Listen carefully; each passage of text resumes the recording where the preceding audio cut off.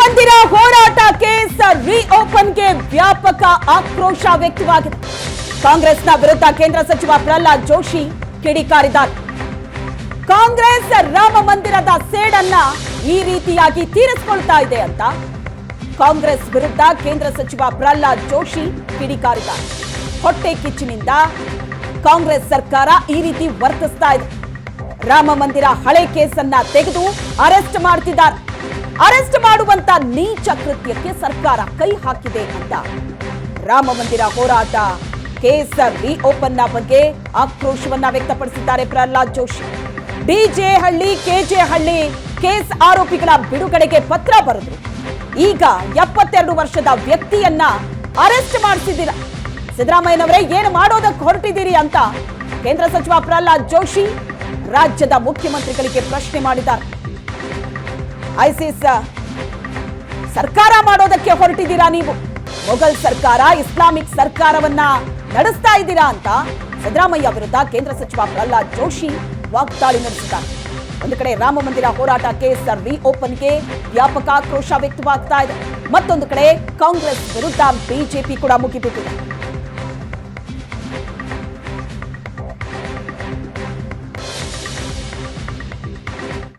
ಎಲ್ಲ ಕೇಸ್ಗಳನ್ನು ಕೂಡ 32 ಕೇಸ್ಗಳು ಮಾಡುವಾಗ ಅದನ್ನು ಮಾಡಿದ್ದಾರೆ.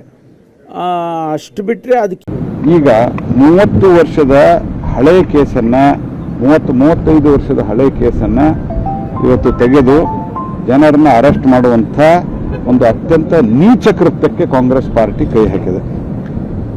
ಆ ವ್ಯಕ್ತಿ ಅದರಲ್ಲಿ ಒಬ್ಬರು ಪೂಜಾರಿ ಅಂತಿದ್ದಾರೆ, ಇನ್ನೊಬ್ಬರು ಕುಲಕರ್ಣಿ ಅನ್ನೋರನ್ನ ಕರ್ಕೊಂಡ್ಬಂದಿದ್ರು ಪೊಲೀಸ್ ಸ್ಟೇಷನ್ಗೆ. ಅವರಿಗೆ 72 ವರ್ಷ, 72 ಇಯರ್ಸ್.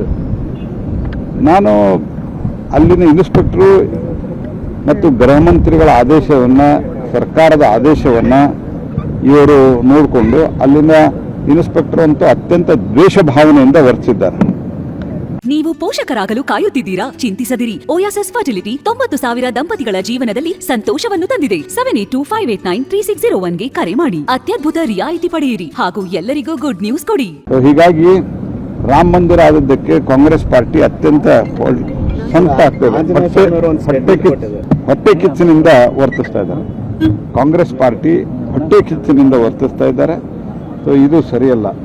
ಇನ್ನು ನೀವು ಕೇಳಿದಂಥ ಪ್ರಶ್ನೆ, ಹುಬ್ಳಿ ವಿಚಾರ ಸಂಬಂಧಪಟ್ಟಂಗೆ ಕಾನೂನು ಹೋರಾಟ ಏನಾದ್ರು ಮಾಡುತ್ತಾ ಬಿಜೆಪಿ? ಕಾನೂನು ಹೋರಾಟ ಅಂತೂ ಮಾಡ್ತೀವಿ, ರಾಜಕೀಯವಾಗಿ ಹೋರಾಟ ಮಾಡ್ತೀವಿ ಮತ್ತು ಸಾಮಾಜಿಕವಾಗಿ ಹೋರಾಟ ಮಾಡ್ತೀವಿ. ಯಾರು ಏನು ತಿಳ್ಕೊಂಡು PFI ಮತ್ತು ಈ DJ ಹಳ್ಳಿ KJ ಹಳ್ಳಿ ಹಳೆ ಹುಬ್ಬಳ್ಳಿ ಪೊಲೀಸ್ ಸ್ಟೇಷನ್ ಮೇಲೆ ಏನು ಭಾಳ ವ್ಯವಸ್ಥಿತವಾಗಿ ಸಂಚು ನಡೆಸಿ ಹಲ್ಲೆ ಮಾಡಿದರು. ಪೊಲೀಸ್ ಆಫೀಸರ್ನು ಸತ್ತೋಗ್ತಾ ಇದ್ರು ಅಂತ ಚಾರ್ಜ್ ಶೀಟ್ನಲ್ಲಿ ಆಗ್ತದೆ, ಕೊಂದಾಗ್ತಾ ಇದ್ರು ಅಂತ. ಅಂಥವ್ರನ್ನ ಬಿಡುಗಡೆಗೆ ನೀವು ಪತ್ರ ಬರೀತೀರಿ ಕಾಂಗ್ರೆಸ್ ಪಾರ್ಟಿಯವರು? ಈಗ 35 ವರ್ಷದ ಹಿಂದಿನ ಕೇಸು, ಅದರಲ್ಲಿ ಒಬ್ಬನಿಗೆ 75 ವರ್ಷ ಆಗಿದೆ ನನಗೆ ಗೊತ್ತಿರೋ ಮಟ್ಟಿಗೆ, ಒಬ್ಬನಿಗೆ 60-62 ವರ್ಷ ಆಗಿದೆ. ಅದರಲ್ಲಿ ಒಬ್ಬರಂತೂ ಆ ಹೋರಾಟದಲ್ಲೇ ಇರಲಿಲ್ಲ. ಯಾವ ಆಧಾರದ ಮೇಲೆ ಬಂಧಿಸ್ತೀರಿ ನೀವು? ಸಿದ್ದರಾಮಯ್ಯನವರು ಏನು ಮಾಡ್ತಾ ಇದ್ದೀರಿ ನೀವು ರಾಜ್ಯದಲ್ಲಿ? ನೀವೇನೋ ಮೊಘಲ್ ಸರ್ಕಾರ ನಡೆಸ್ಬೇಕಂತ ಮಾಡಿದ್ದೀರಾ ಅಥವಾ ಇಸ್ಲಾಮಿಕ್ ISIS ಒಂದು ಸಂಸ್ಥೆ ಇದೆಯಲ್ಲ ಆ ರೀತಿಯ ಸರ್ಕಾರ ನಡೆಸ್ಬೇಕಂತ ಮಾಡಿದ್ದಾರೆ ನೀವು?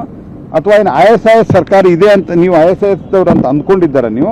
ಇದು ರಾಹುಲ್ ಗಾಂಧಿಗೆ ಒಂದು ಪ್ರೀತ್ಯಾದರಕ್ಕೆ, ಸೋನಿಯಾ ಗಾಂಧಿ ಪ್ರೀತ್ಯಾದರಕ್ಕೆ ಇದನ್ನು ನೀವು ಮಾಡ್ತಾ ಇದ್ದೀರಾ. ಇದನ್ನು ಅತ್ಯಂತ ತೀವ್ರವಾಗಿ ನಾನು ಖಂಡಿಸ್ತೇನೆ.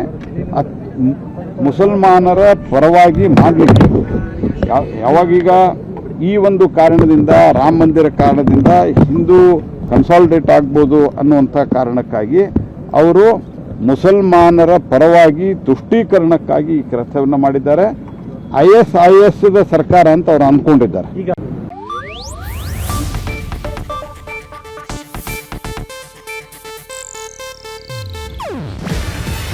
ಇದು ಏಷ್ಯಾನೆಟ್ ನ್ಯೂಸ್ ನೆಟ್ವರ್ಕ್ ಪ್ರಸ್ತುತಿ. ನೀವು ನೋಡ್ತಿದ್ದೀರಾ ಏಷ್ಯಾನೆಟ್ ಸುವರ್ಣ ನ್ಯೂಸ್.